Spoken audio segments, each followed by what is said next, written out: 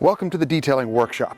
Now in today's quick little video, I'm actually detailing my parents' new to them vehicle. And I'm dealing with a situation that I think a lot of detailers deal with on some tires when applying dressing. So I'm going to show you a quick tip. So this is what I'm talking about. You dress the tire, but some of these tires will have these little lines and they're really difficult to get the dressing into. Most times you just kind of fly over it and you don't worry about that.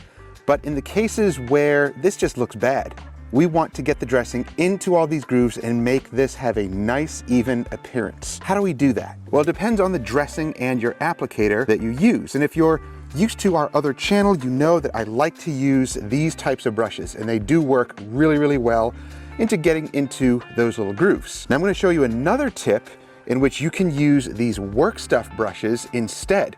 This one is dedicated to dressings. Now, like I mentioned, it also depends on the type of dressing that you're using. If you're using a water-based dressing, it's easier to get into these grooves. But if you like the thicker type of solvent, shinier dressings, like this one from Purist, and there's a bunch of other ones, these are a really, really thick formula, and it is difficult to get into those areas. Now, this is not going to be a review on tire dressings. This is a how-to to show you how to get into those grooves. And this will work with any type of dressing, but especially if you're using a thicker dressing like this. So here's what I do. I'm going to put a little bit of the dressing into the brush and basically use your artistic skills to skillfully brush it into all of the tire tread.